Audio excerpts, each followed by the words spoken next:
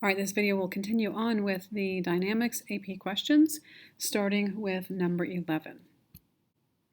All right, for number 11, we have another rope, negligible mass this time, so mass is not important of the rope.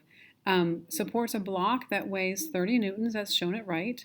The breaking strength of the rope is 50 newtons. The largest acceleration that be given to the block by pulling up on it with the rope without breaking the rope is most nearly what? Okay, let's take a look what's going on. First of all, we have the weight over here, which is helpful, but it would also probably be helpful to find the mass. So the weight is mass times gravity. Our weight is given to us as 30 newtons. So we're looking for the mass. We know that gravity on an AP test, we can use -10 meters per second squared. And so we divide and we get 3 kilograms is the mass. Okay, that's going to be important for us to know. So let's make sure we put that on our diagram. Let's go to the sentence that says the breaking strength of the rope is 50 newtons. What that means is the sum of the forces has to be less than or equal to 50. Because if it's more than that, it's going to break the rope. All right, well, what are the sum of the forces? The forces that we have are the weight, so plus, we'll say it's a pull. And that when we pull it, that adds more force. And so that's going to be a force. So those two things added together have to be less than or equal to 50 newtons. Well, we already know that the weight is 30 newtons. And so if we subtract 30 from both sides, we get that the force from the pull has to be less than or equal to 20 newtons. Maybe I need to put an F there, so we know what we're talking about. That's the force from the pull. So the force from the pull is also mass times acceleration, because force is always mass times acceleration. So mass times acceleration has to be less than or equal to 20 newtons. And we just found out that the mass is 3 kilograms. So I'm just bringing this information down here because I ran out of space. So we know our mass is 3 kilograms. Acceleration is what we are looking for. And that has to be less than or equal to 20 or else the rope will break. So we divide by 3 and we put that into our calculator and it comes out to be 6.6 repeating. And that is meters per second squared. So that on our choices is choice A. Okay, let's skip down to number 14. Number 14 is another multiple correct question. The cart of the mass is 10 kilograms, shown at right, moves without frictional loss on a level table. A 10 Newton force pulls on the cart horizontally to the right. At the same time, a 30 Newton force at an angle of 60 degrees above the horizontal pulls the cart to the left. Which of the following describes a manner in which this cart could be moving? Select two answers. Okay, we're talking about moving left or right, and we're talking about speeding up or slowing down. So we need to look at the forces in the x direction. It's not in equilibrium. So we need to figure out where it is. So let's just take a look at the sum of the forces in the x direction. Obviously, we have the 10 Newton force in the x direction. And then we have this part over here. That is the component, the x component of the 30 Newton force. Let's just call that F sub x. So we need to use our trigonometry. We're going to do cosine of 60 is equal to adjacent over hypotenuse. That's F sub x over 30. So in other words, 30 times the cosine of 60 is equal to F sub x. So if I do that on my calculator, I get 15. That is, this force is a 15 Newton force. So in the x direction, we have the 15 Newton force going to the left. We have a 10 Newton force going to the right. So we could say we have a -15 because it's going to the left, and we have a +10 going to the right. So our net force is -5 newtons. Okay, so we know that the net force is -5 newtons. That means that the acceleration is to the left. Okay, so let's take a look at our options. Is it moving to the left and speeding up? Well, it could, because it is moving to the left. I mean, it's accelerating to the left, and moving to the left and speeding up does mean accelerating to the left. Could it be moving to the left and slowing down? No, because if it's moving to the left and slowing down, that means the force is going to the right, and that's not true. Is it moving to the right and speeding up? No, because again, the force is going to the left. That wouldn't work. Is it moving to the right and slowing down? It could be, because once again, if it's moving to the right and slowing down, that means the force is to the left, and so that is also possible. Okay, number 17. A ball initially moves horizontally with velocity v I as shown below. It is then struck by a stick. After leaving the stick, the ball moves vertically with a velocity v sub f, which is smaller in magnitude than v sub I. Which of the following vectors best represents the direction of the average force that the stick exerts on the ball? Okay, well, let's think about what's going on here actually. So I think I'm going to go through one by one and see what happens on each of these. If I have vector A, so here's my original direction of the ball. If I have vector A acting on it like this, it's just going to send it exactly backwards. It's not going to send it off in a different direction. Cannot be A. It's the wrong one. All right. What about vector B? This is actually a pretty good choice. If I take vector B and hit it in that direction, mine's not exactly. It needs to be a little bit longer, a little bit less angled. But that might actually be the answer. And it is the answer, and I'm going to come back to it. Let's look at vector C, because some people think, well, this is it for sure. Well, if I hit this ball with vector C in this direction, well, we could kind of think of like a tip to tail kind of thing. And what I mean by that is if I add that vector on, I have not canceled out the motion into the right. So all I'm doing is sending it this way. If I did that, it would be more like, so if I pull it up here, then the new position is going to be something like this. Because that would be, do you see how like if I add those two together, it's going to result in something like this. And that's not the result. The result is this. So even though that kind of seems like that ought to be the best one, it's not. It's going to, it didn't stop the x direction like we needed it to. Okay, so that's not going to work. Example C is not the right answer. Okay, example D, if I hit it this way, well, that would, there is a component which is going to negate some of the velocity, but it's not going to negate all of the velocity. Look, this stopped it from moving forward. It's not moving forward at all.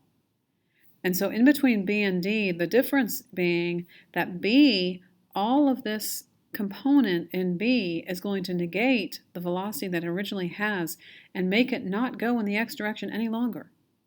That's what that component does. The other component of it makes it go in the y direction instead. So answer D is not the answer either. The correct answer is example B. Okay, question 18 is actually a review, sort of, back to kinematics. If you throw a ball, air friction is negligible, point Q is the highest point on the path. At that point, we know that there is no velocity, no forward motion, but there is force acting downward on it. In fact, that force of gravity is always acting downward on it. And that's the only vector acting on it. There is no other, like once it leaves your hand, there's no other forces acting on it. That's the only force. And so this answer is answer D. Okay, I'm doing number 19 on a blank sheet of paper, if that gives you any ideas. So a block of mass m is accelerated on a rough surface by force of magnitude F that is exerted at an angle phi with the horizontal as shown at right. The frictional force on the block exerted by the surface has a magnitude of F. What is the acceleration of the block? All right, just a little Greek lesson for you. Typically we use theta for angles a lot of times, but it's just like x and y. Sometimes we use x, sometimes we use y, sometimes we use theta, sometimes we use phi or phi. Usually, I believe, pronounced phi. But that's what that letter is. It is a phi. All right, let's look at what forces do we have in the x direction, what forces do we have in the y direction. So I want to start off with the x direction. As I look at the x direction, I see my force of friction, and then I see this piece over here, this component of the vector, which I'm going to call F sub x. So those are my two forces in the x direction. Now, they are not zero. They do not add up to zero because it is accelerating. And so don't set that equal to zero. Let's just take a second to also look at the sum of the forces in the y direction and what's going on there. So of course we know that we have the force of gravity, which is mass times gravity. We also have the normal force,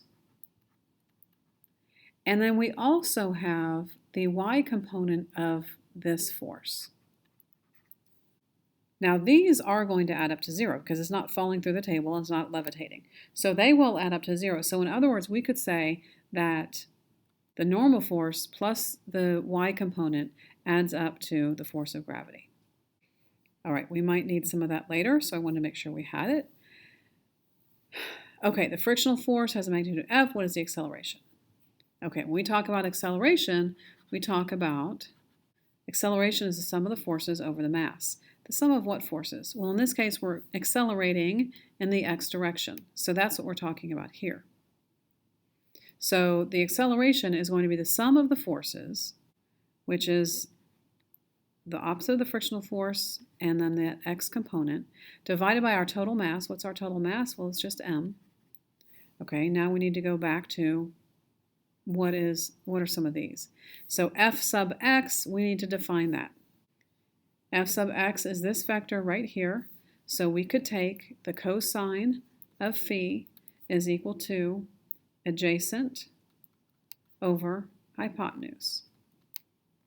Okay, so f sub x, or excuse me, f times cosine is f sub x. So I can plug that in. And now we basically just need to take this answer and compare it and see which one is matching it. And that one is here. Okay, let's look at number 30. We had one similar to this on the AP workbook that we did.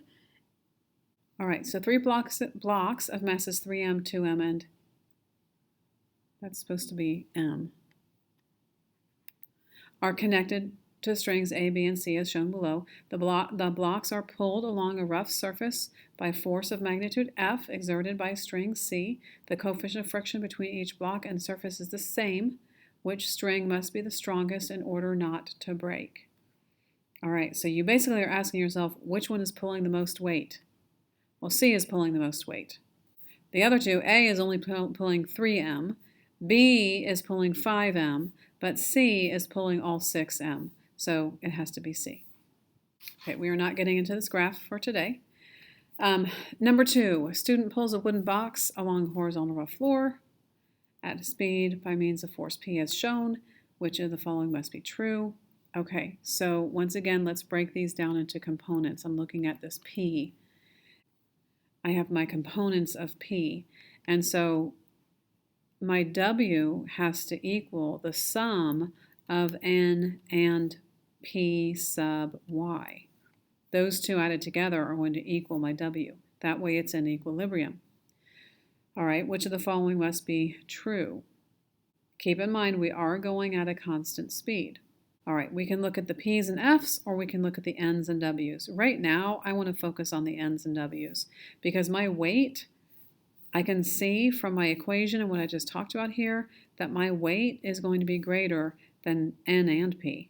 It's going to be equal to N plus P, but that means it has to be greater than any one of those, and so it has to be greater than N. Over here, the only one that says that, it's not that one, it's not that one, and it's backwards, but it matches with this one. Now, because of it's a test and I want to make sure I'm doing it right, I'm also going to look at the P's, and I'm going to decide is P greater than F. It is going at a constant speed. Because it's going at a constant speed, this component has to be equivalent to the negative of F. P is the hypotenuse, so because it's the hypotenuse, it has to be greater than F. All right, 23 is moving to the last one for this set. Okay, so let's think about what we need to know here. Well, we need to know the force of gravity because, well, I'll tell you why in just a minute, but let's just figure it. So our force of gravity is negative 100 newtons. That means our normal force is positive 100 newtons. Now there's a vector they didn't draw in there, which is this one, and this is the force of friction. And we have an equation that tells us that the force of friction is mu times the normal force. Well, good thing just a second ago, here it is, we calculated the normal force. So the force of friction, they tell us that the mu is 0.2, and we calculated that our normal force is 100 newtons. So the frictional force is 20 newtons. If I made that vector the length that it's supposed to be, it should be twice as long as that other one. So that should actually be this long. If this is 10 newtons, then this whole thing is 20 newtons. Okay, so now let's look at this. This is kind of like a one we had a minute ago. Is it accelerating to the left? It could be, because the force of friction is greater to the left. Is it accelerating? Oh, my formatting got thrown off. Is it accelerating to the right? No, it's not accelerating to the right. It's accelerating to the left.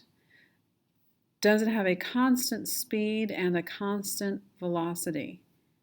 No. Does it have constant? No, it doesn't have constant speed or velocity. It's not. It has a vector that's greater, so it has to be A, accelerating to the right. All right, the multiple choices that we skipped, we will work on next week.